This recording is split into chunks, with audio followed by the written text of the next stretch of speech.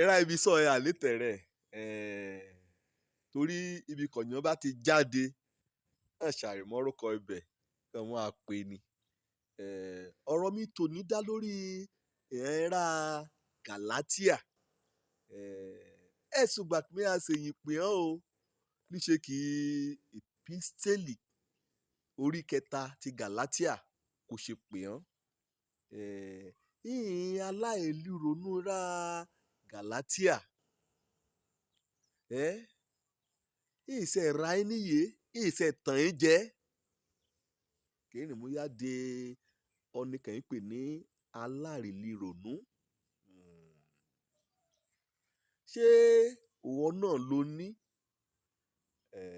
Tí wọ́n fẹ́rẹ̀ yá gba àpèlé nì.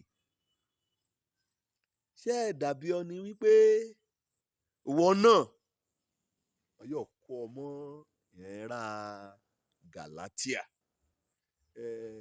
Ṣé o rí ẹ̀rá Galátíà kàpọ́sẹ̀lì ní wí nípa ẹ̀mí mímọ́? Wí aláìlérònú ẹ̀rá Galátíà. Èkó kété òru nìpọ̀ o. Ṣùgbọ́n ó ní í ṣe pẹ̀lú ẹ̀rá kéréje. Ẹ̀rá gan kan bá ẹ̀sọ̀ lọ́lọ́lù kórìíta. Ẹ̀rá nìgan fúnra ran ìhàn lè gbàgbọ́ náà yà. Torí lẹ́tà nì kan bá orí rẹ̀ látorí kíní. Wàá rí pé ìpísítélì nì ọkọ sí ìhàn kìrìsìtẹ́nì kẹ̀lé Galátíà.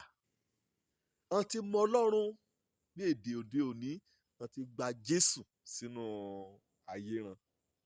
Wọ́n ti gbọ́ nípa ìrere àti ìgbàlà kò yí ayé ọ̀nìyàn nípasẹ̀ oore ọ̀fẹ́ kẹ̀ nínú Kristi Jésù. Wọ́n ti mọ̀ sí wí ọyàn nípa ìgbàgbọ́ wípé Jésù kẹ̀yà gbé nínú ọkàn wọn bó lè jẹ́ pé hàn mójú rí.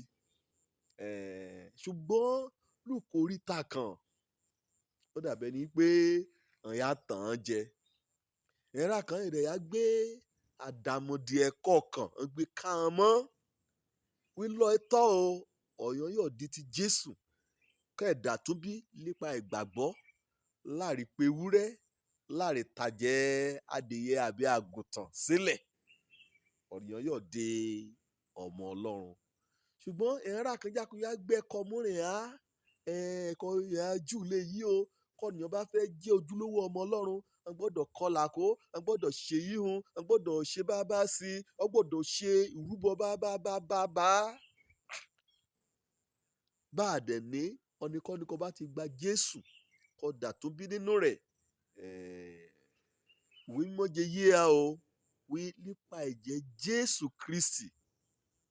Ẹ̀jẹ̀ májẹ̀mú titun kí Jésù ta sílẹ̀ lórí igi àgbélébùú lùgbà kó kó ẹ̀ṣẹ̀ ráyé lọ pé nípasẹ̀ rẹ̀ láyọ̀ mú de ọmọ Ọlọ́run. Olùwé mọ́ wí pé ẹ sọ̀rọ̀kọ múrin lábẹ́ ọ̀run o. Bí orúkọ àgbò àbí orúkọ màlúù àbí orúkọ ẹyẹlé àbí orúkọ adìyẹ. Ẹ sọ̀rọ̀kọ múrin lábẹ́ ọ̀run nípasẹ̀ èyí kan yọ̀ mú gbàálà àyàfi orúkọ ńlá ti Jésù Kristi. Ẹ̀rá ti kọ́kọ́ gbà pé òdáláre pé á nípasẹ̀ ìgbàgbọ́. Wọ́n ti kọ ẹ̀ṣẹ̀ wọn sílẹ̀. Wọ́n ti tẹ́ ọgbà ìrere kí wòlíì nì kí Paul apostoli kọ wá sí wọn. Wọ́n dẹ̀ kọ ẹ̀ṣẹ̀ wọn sílẹ̀ kété ohun burúkú wọn kó sílẹ̀. Wọ́n jolú náà. Wọ́n bẹ̀ sí gbé ògbé ayé wọn nínú ìgbàgbọ́. Ṣùgbọ́n ẹ̀rá kan yá tàn án jẹ́ bá rírè fẹ́ kó bá wọn. Ẹ̀rá tán nínú yọ̀ á lọ wá aká kàn pé ewé akọ ọ́. Ṣùgbọ́n òwò fúnra rẹ̀ lọ àjòkó wàá yẹ ohun kẹ́yìn pè ní wàá yẹ o. Ṣé ọ bá ọ̀rọ̀ Jésù mu? Ṣé ọ bá wàásù Jésù mu? Ṣé ọ bá ìyàn ẹ̀kọ́ Jésù ṣé ọ bá mu? Wọ́n àmọ́ kan ṣẹlẹ̀ sí ará Galátíà kan rìn mí pè ọ́ ní aláìlérònú. Ọjà kò pa òtítọ́ ìrere kan mọ́ ni ọjà kò pátì. Dípò kan ẹ̀ka ṣùgbọ́n sí wà mímọ́ láti inú ọkàn ran ọjà kò pátì. Ọjà kan á yà bàrá kúrò nínú òdáláre nípasẹ̀ ìgbàgbọ́ ni. àrìn á fẹ́ gbẹ́kẹ̀lé oṣẹ́ ọ̀raran, oṣẹ́ òfin. Kọ́ bá ti fẹ́ ṣe yìí, wàá wẹ̀ ọ̀rẹ́, kó bá wẹ̀ ọ̀rẹ́ lẹ́ẹ̀méje, ọkọ̀jú sí àìbíbé yìí, lé tẹ́ḿpìlì Jerúsálẹ́mù, ògbẹ́ làdúrà rẹ̀ yọ̀ gbà. Ayakuya fagilé ìgbàgbọ́ nínú ayé ran. Báàdé lè yí, bẹ́ẹ̀lì wí bá pé láàrin sí ìgbàgbọ́ ẹ̀sọ́ ni kò yóò wu Ọlọ́run. Bóyá ìwọ náà ló níbà, wọ́n ti kọ́kọ́ gbàgbọ́ tẹ́lẹ̀, ṣùgbọ́n rẹ̀wẹ̀sì ti dé bá ọ ti tàn ọ́ jẹ. Kọ́ọ̀tì mú òróró olive oil, kọ́ọ̀tì dá sínú jíjẹ kọ́ ẹ jẹ gan-an. Wé a gbàgbọ́ wípé ẹ̀sà jẹ́ nínú jíjẹ ni. Wàá rí i pé ìgbàgbọ́ ti sọnù dẹ́ẹ̀dẹ́ẹ̀dẹ́. Ẹ ṣẹ̀ṣẹ̀ o kọ̀yàn mú òróró kan ti gbàdúrà sí kẹ́ ẹ mú yan nǹkan kẹ́ ẹ wọ́n súlé rẹ̀. Gbogbo báyìí tí a débi tó jẹ́ pé kọ́ bá ti mórí kọ́ ti lọ gan, kọ́ ti rìnrìn àjò, wọ́n ti rin máìlì òwe kan sọ ọ́. Àdá ọ̀rẹ́ padà wẹ́ẹ́ nílò kan mi ò rẹ́ a lọ. Wàá ṣẹ̀ padà súlé, yà á mú nǹkan. Wàá kí ní ìnìbá, òun lọ amú sínú bíbélì rẹ̀ kọ́ bá ti mú bíbélì nì mú ní wíwọ̀ ìyọ̀ rìnrìn àjò. Àlàáfíà, wọ́n ti tàn án jẹ́ lè yí ni o. Ìgbàgbọ́ rẹ gbọ́dọ̀ wà nínú Jésù Kristi. Kó lòmùrè bá gbé jíjẹ sílẹ̀ bá kọ́ fẹ́ yá sí mímọ́, lè ṣù jẹun lásán. Ẹ rákọ̀ gbàdúrà sórí jíjẹ inú bíbélì gan.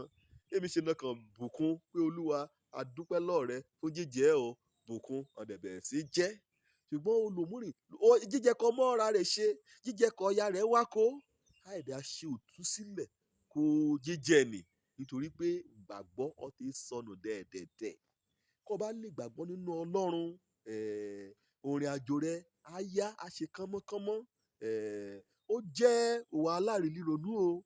Kó yàn ní ìgbàgbọ́, kẹ́ ẹ di àtúnbí nípasẹ̀ ìgbàgbọ́. Kẹ́rìn fẹ́ ya mú òfin Mósè, òfin ti àwọn ọmọ Ísírẹ́lì nínú aginjù. Kẹ́ jẹ́ pé òfin hàn nílé ìfẹ́ mú àárín òrìn rẹ̀. Kẹ́rìn aṣọ oríṣiríṣi nígbà kan jẹ́ pé Jésù ti há.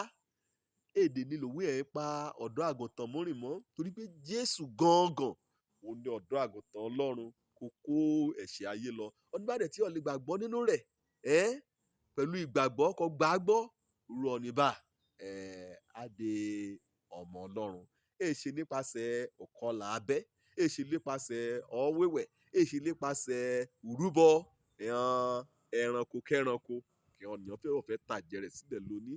Wọ́n padà sínú àrìgbàgbọ́, wọ́n sára rẹ̀ dé alárìnlérònú, ìyẹn ra Galátíà. Ojú lórúkọ mi, ọmọ àbálábí tán. Ìwé mímọ́ wí bá ọ, ìwà mọ̀ òtítọ́, yóò òtítọ́ á sọ ọ́ de òmìnira. Mọ̀ padà sínú ìdè mọ́ ire o.